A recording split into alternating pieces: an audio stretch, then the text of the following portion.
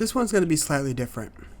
I'm making this one more for listening, so whatever it is you're doing, keep on doing it. If it's studying, playing a game, drawing, whatever it is, just keep doing it.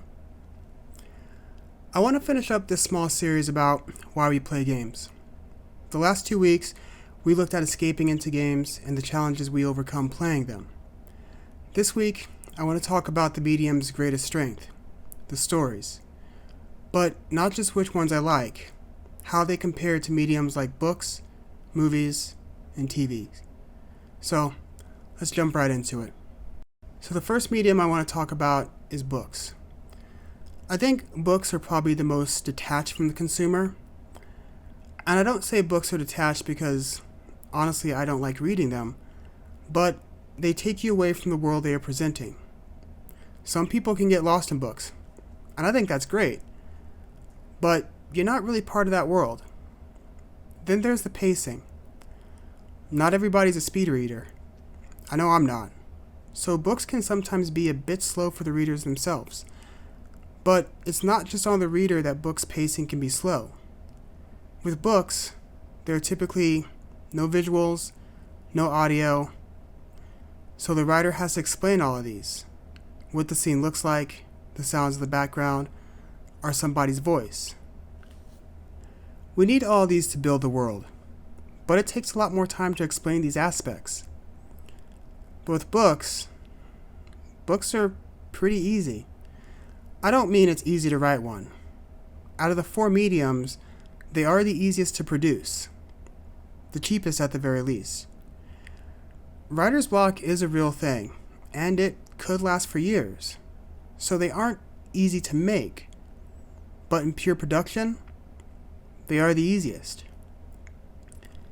Many games, movies, and TV shows are typically based off books, sometimes directly, or they'll act as an extension of that book. Think of games like The Witcher, or even Parasite Eve. Both of these games are based on books, or extension from books. I don't say anything in here to take away from books. They are the very backbone of human storytelling, but they are also the simplest, which is their greatest strength. Unlike books, movies actually do give us the visuals and the sounds. We're still not part of that world, but it brings us closer to the world they envisioned.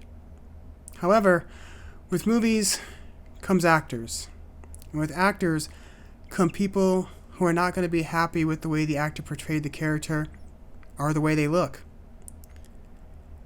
Because movies do a fair amount of the heavy imagination and lifting for the viewer, a lot of things can be controversial. The world may not be exactly what we pictured it in the book, but in a lot of this comes budget and time. See, books are easier to produce. They are also a little more indie in nature. When a book is done, the book is done. But with movies, the movie needs to be done when the studio says it needs to be done. Because of this, things have to be cut. Budget plays an even bigger role in movies. The longer the movie, the bigger the budget. And there's only so much a studio is willing to spend to get the vision out of the source material or the book. Some dialogue will also be cut to appeal to a larger audience. And in the current cultural environment, rewrites are necessary to avoid problematic scenes or dialogue. And I say this for both sides. Because of this, many times, movies tend to diverge from the source material. And then there's the runtime. Movies typically have to fit into a tighter time frame. Unless you're Gone with the Wind, apparently, or even more absurd, The Cure for Insomnia, that clocks in at a staggering 85 hours. That's 3 days and 17 hours long. I'm not going to sit through that. Typically, movies have, on the short end, 90 minutes, and on the long end, 2.5 hours to get you into their world introduce the characters, and tell a story. This isn't the easiest thing to do.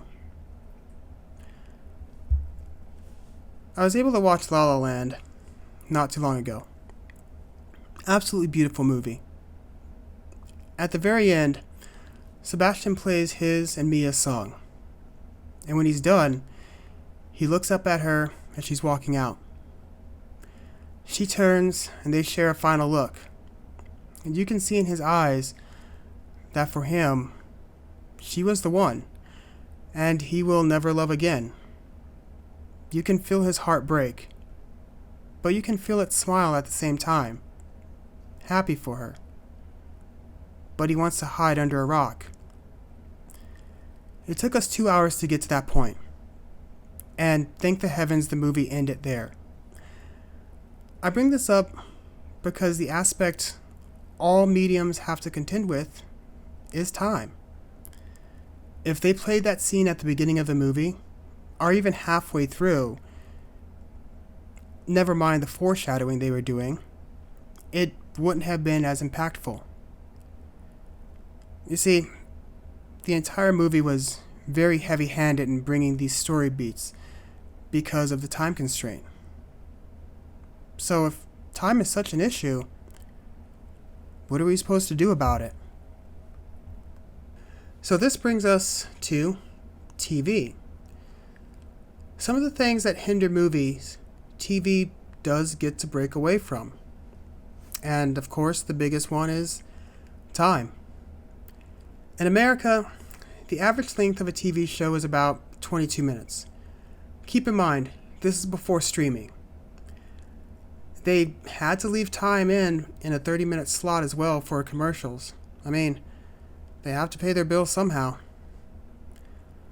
A typical TV season is between 12 and 24 episodes. This tends to be the rule with anime as well. That means we spend significantly more time in these worlds than we do with movies. We're looking at between 5 to 9 hours roughly a season in these worlds. Now, that is on the shorter side. With streaming now being the dominant way of watching shows, an average episode has jumped up somewhere between 24 minutes and 54 minutes. This also means the seasons have gotten a little bit shorter, between 6 episodes to 13 episodes. So, even though we're spending more time with these characters, the world, and stories,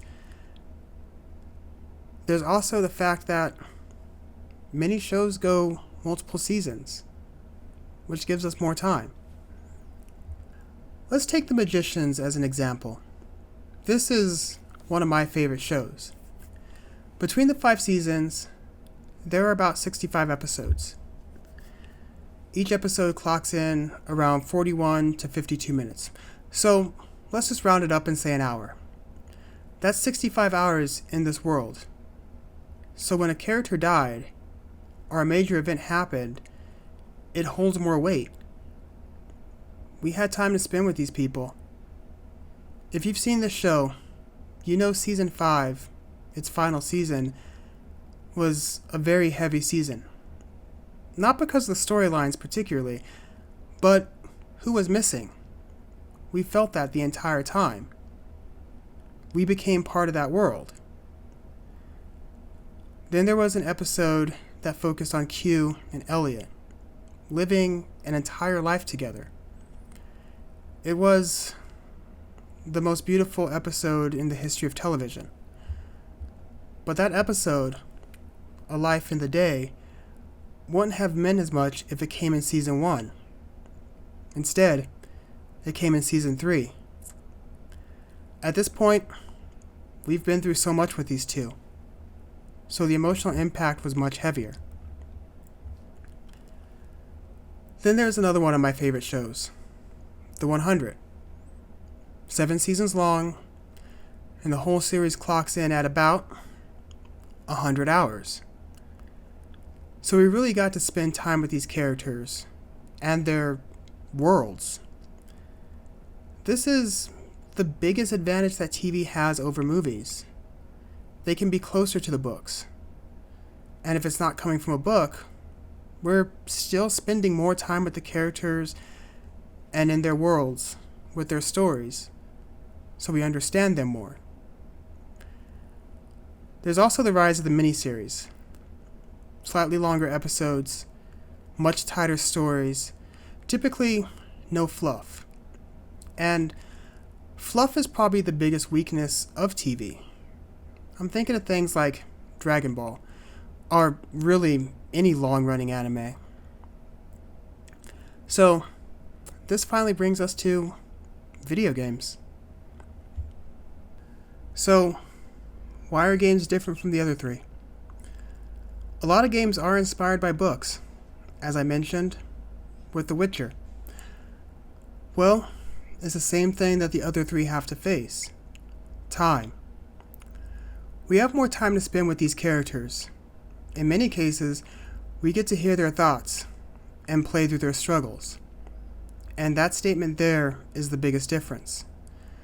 The single reason why game stories are more impactful than books, movies, and TV. We get to play the story. We are an active participant. We make the choices.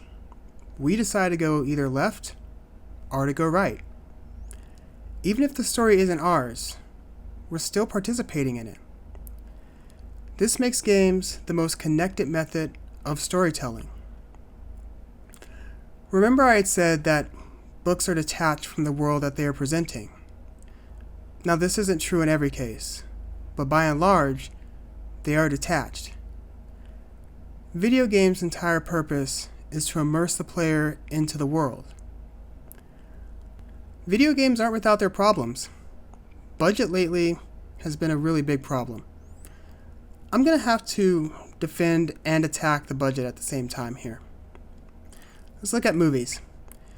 You see, movies can go well over 100 million. Honestly, that seems crazy to me. But considering all the props, location renting, equipment, and then the people they have to hire, it makes sense. Movies are also on a much tighter timeline. It's rare that they announce a movie and then we have to wait 3 to 5 years before it comes out. That is different from gaming, where we might hear about a game 2 to 3 years before it comes out, or in some cases, 10 years. But when you think about $100 million games spread out over a 3 to 5 year development time, games actually are a little bit cheaper than movies. But we have games that have completely subverted that as well.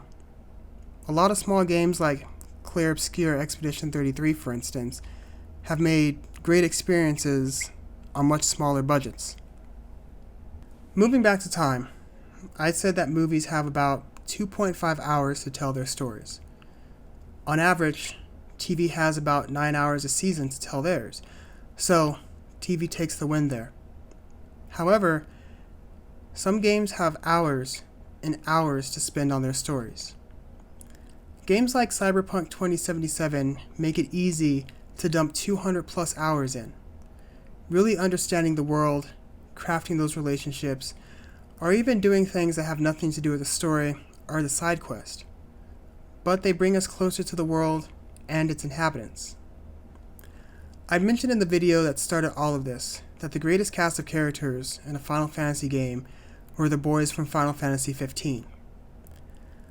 I say this not because it's a group of guys, so we can get that out of the way right now. But we spend a lot of time with them. We felt their friendship, their brotherhood. We celebrated with them, fought with them, grieved with them. It starts as the 4 of them, but it ends with the 5 of you. This is something that is almost impossible for books, movies, or TV to accomplish. This is actually the greatest strength when it comes to RPGs. And I'm not just talking JRPGs. I mean the RPG genre in general. We connected with the people in Night City. We felt that Ciri was actually our daughter and wanted to protect her in The Witcher. We connect with the people of these worlds because we have time and we are participating in those worlds, in those stories. We aren't the fly on the wall watching everything happen. We are making it happen. Even if we move past RPGs, there are games that tell beautiful stories and don't have a single line of dialogue.